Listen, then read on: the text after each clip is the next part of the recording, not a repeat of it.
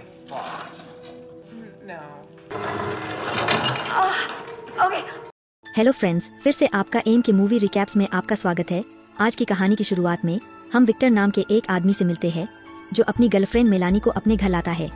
Victor समाज में एक अमीर और सम्मानित व्यक्ति के रूप में जाना जाता है। जब मेलानी उसकी शानदार प्रॉपर्टी देखती है तो उसका चेहरा उत्साह से खिल उठता है। विक्टर उसे घर घुमाता है और उससे कहता है, मेरे पास आपके लिए एक खास सरप्राइज है। फिर वह उसकी आंखों में पट्टी बांध देता है। वह उसे ऊपर एक निजी कमरे में ले जाता है और पट्टी हटा देता है, जिसे देखकर मेलानी सदमे में जम जाती है। यह एक टॉर्चर करने का रूम है। सच तो यह है कि विक्टर मानसिक रोगी है। उसे लोगों को फुसलाकर अंदर ले जाने और उन्हें टॉर्चर करने वाली आदत थी। मेलानी पहले तो इस पर विश्वास करने से इनकार कर देती है, लेकिन विक्टर जोर देता है और आखिरकार साथ खेलने के लिए मना लेता है। वह उसे एक अजीब दिखने वाले बिस्तर पर लिटाता है और उसके हाथ और पैर कसकर बांधता है। फिर विक्टर एक हैंडल घुमाता है जो उसके शरीर को फैलाना शुरू कर देता है। मेलानी असहनीय दर्द से चीखती है। एक ठंडी आवाज में विक्टर कहता है, यह केवल लेवल 1 है। डर से मेलानी भीख मांगती है कि वह अब और नहीं सह सकती। तभी अचानक विक्टर की पत्नी आ जाती है। घबराकर विक्टर गलती से हैंडल को बहुत दूर तक घुमा देता है, जिससे और जोर से खींचा जाता है और लड़की की एक टांग टूट जाती है। फिर कहानी कुछ दिन आगे बढ़ जाती है। मेलेनी ने विक्टर के खिलाफ मुकदमा दायर किया, लेकिन विक्टर के एक दोस्त ने उसे इससे बाहर निकालने की कोशिश की और कहा, देखो, इस मामले को छोड़ दो, उसे इससे कुछ नहीं मिलेगा। आपके पास एक अच्छे वकील के लिए पैसे भी नहीं है। वह उसे $10,000 भी देता है। निराशा होकर मेलेनी पैसे स्वीकार करती है और चली जाती है। बाद में वही वकील विक्टर के पास जाता है। विक्टर उसे मुस्कुराहट के साथ धन्यवाद देता है और अपनी निजी बातों को भी उजागर करता है। विक्टर घर वापस आता है। हम सीखते हैं कि विक्टर का शादी टूट रहा है।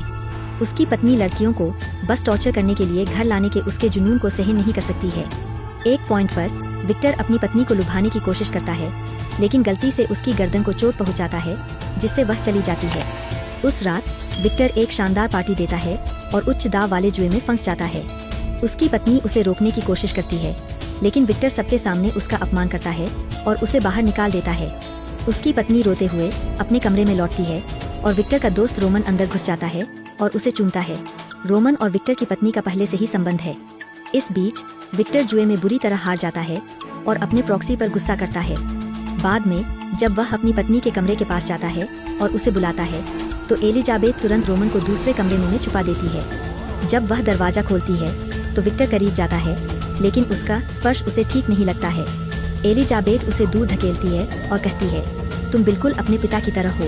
विक्टर के चेहरे पर आंसू बहते हैं, क्योंकि उसके पिता एक क्रूर व्यक्ति थे। उसे रोते देखकर एलिजाबेथ रोमन को छिपने की जगह से बाहर निकालती है और उसके साथ चली जाती है। अगले दिन विक्टर अपने खेलों पर वापस आ गया है। एलिजाबेथ लापरवाही से उसे बताती है कि वह थोड़ी देर के लिए बाहर जा रही है, लेकिन उसे कोई परवाह नहीं है। एलिजाबेथ रोमन से मिलती है और कहती है, अगर चीजें इसी तरह चलती रही तो हमारा रिश्ता कैसे काम करेगा। रोमन जवाब देता है, अगर विक्टर चला गया तो एम्पायर स्टेट आपके नाम पर होगा, फिर हम शादी कर सकते हैं और आखिरकार शांति पा सकते हैं। उस शाम एलिजाबेथ रोमन को रात के खाने पर बुलाती है। रोमन सहमत है और चुपके से विक्टर की मौत की प्लान बनाता है। वह एक खतरनाक आदमी से मिलता है जो उसे एक घातक जहर की बोतल देता है और चेतावनी देता है, यह सामान घातक है, एक घूंट किसी को करने के लिए काफी है। एलिजाबेथ विक्टर को बताती है कि रोमन आ रहा है, इसलिए उसे तैयार हो जाना चाहिए।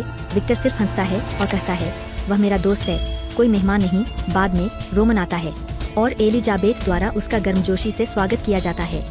रोमन धीरे से वह जहर की पूरी बोतल विक्टर के खाने में खाली कर देता है। जब एलिजाबेथ रात का भोजन परोसती है तो विक्टर को अचानक एहसास होता है कि उसे अपनी चॉपस्टिक्स नहीं मिल रही है और वह उन्हें लाने के लिए उठ जाता है। जैसे ही वह जाता है, उसे टेबल पर एक अनजान बोतल मिलती है। घबराकर वह रोमन से पूछता है, यह किस तरह की बोतल है। चौंक कर रोमन तुरंत एक बहाना बनाता है, कल रात यहाँ आपकी पार्टी थी, शायद इसे किसी ने पीछे छोड़ दिया। इसके बाद विक्टर खाना शुरू करता है, लेकिन अचानक वह बेहोश हो जाता है और फर्श पर गिर जाता है। चौंक कर एलिजाबेथ चिल्लाती है, क्या वह मर गया। रोमन सपाट जवाब देता है, हाँ। दोनों जल्दी से पुलिस को फोन करते हैं। जब अधिकारी आते हैं तो वे विक्टर के शरीर की जांच करते हैं। एक डॉक्टर जल्द ही आता है, रोमन से सवाल करता है और विक्टर के मर जाने की घोषणा करता है और लाश को पोस्टमार्टम के लिए भेजने के लिए कहता है। रोमन तुरंत आपत्ति जताता है, नहीं, आप नहीं कर सकते। विक्टर की आखिरी इच्छा थी कि कोई उसके शरीर को न छुए। डॉक्टर अपनी आंखें सिकोड़ता है और कहता है, यह असामान्य मौत लगता है, इसे अदालत में ले जाएं। वह अपने असिस्टेंट को शव को फ्रीजर में रखने का आदेश देता है और वादा करता है कि वह ऑटोप्सी करने के बाद वह रोमन को अदालत ले जाएगा। उस रात रोमन एलिजाबेथ के साथ रहता है। विक्टर उसका बचपन का दोस्त था। एलिजाबेथ उसे शांत करने की कोशिश करती है और कहती है, अब पूरी संपत्ति हमारी है, हम आखिरकार साथ हो सकते हैं। अगले दिन रोमन विक्टर के शव को अंतिम संस्कार के लिए घर लाता है। तभी मेलानी आती है। वह जाने से पहले विक्टर के शरीर पर थूकती है। जैसे ही वे उसे दफनाने वाले होते हैं, डॉक्टर अदालती आदेश लेकर आता है। रोमन शक्तिहीन महसूस करता है क्योंकि डॉक्टर विक्टर के शरीर को जब्त कर लेता है। वह और एलिजाबेथ दोनों ही डर जाते हैं। ऑटोप्सी होने पर सच्चाई उजागर हो सकती है। मदद के लिए रोमन कॉल पर कॉल करता है, लेकिन कोई उसका साथ नहीं देता है।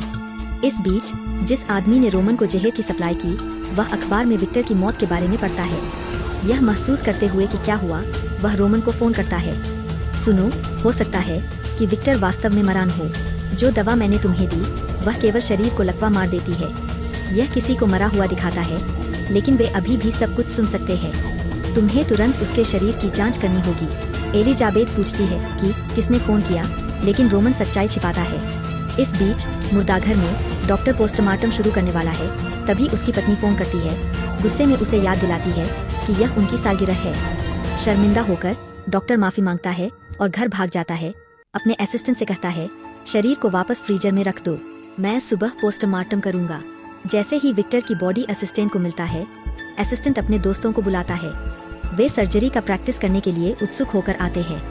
असिस्टेंट उन्हें विक्टर के शरीर से दूर रहने की चेतावनी देता है क्योंकि डॉक्टर को यह ठीक ठाक चाहिए, लेकिन उसके दोस्त इसे नहीं मानते हैं और कहते हैं, यह अभी भी ताजा है। वास्तव में विक्टर जिंदा है। वह लकवाग्रस्त है, लेकिन जिंदा है।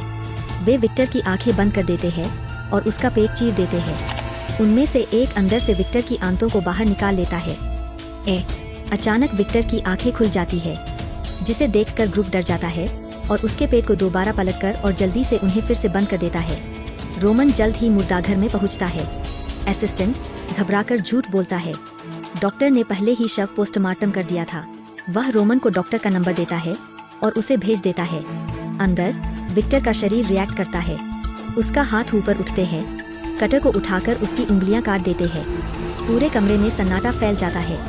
आखिरकार ग्रुप को यह महसूस होता है कि वह जिंदा आदमी के साथ पोस्टमार्टम कर रहे हैं। घबराते हुए उसकी बेहोश करने के लिए इंजेक्शन लगाते हैं और उसे जिंदा ही दफनाने की कोशिश करने का फैसला करते हैं, क्योंकि उन्हें डर होता है कि उनकी पोल ना खुल जाए। मैं विक्टर की लाश को जंगल में ले जाते हैं और एक कर खोदते हैं और उसे दफना शुरू कर देते हैं। लेकिन विक्टर उठ खड़ा होता है और एक लड़की के आंख में चाकू घुसा देता है, जिस लड़की वहां तुरंत मर जाती है और एक एक्स की मदद से असिस्टेंट का जबड़ा तोड़ देता है और आखिरी दोस्त को बहुत बुरी तरह से मार देता है।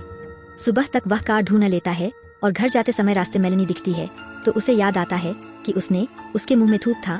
बदलने के लिए वह मेलानी कल से घर तक पीछा करता है। वही दूसरी तरफ मिशन में वापस आकर रोमन एलिजाबेथ से कहता है, विक्टर का शरीर अस्पताल से गायब है। एलिजाबेथ सदमे में हांफती है।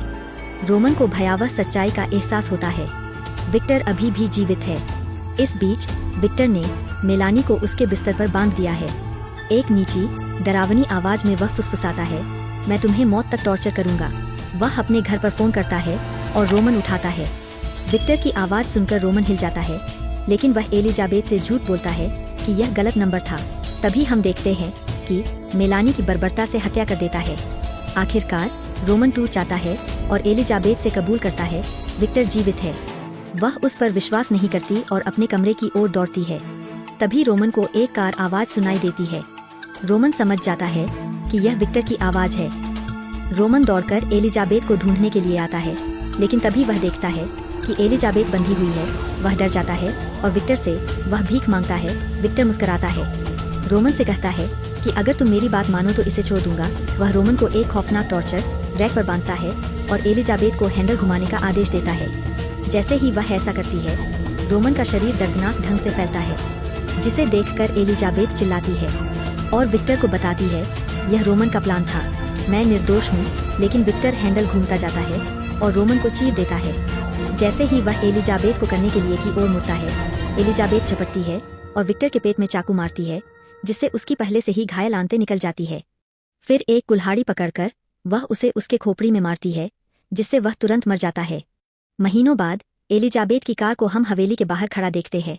जैसे ही वह कार से बाहर निकलती है, पता चलता है कि वह गर्भवती है और कहानी यही खत्म होती है।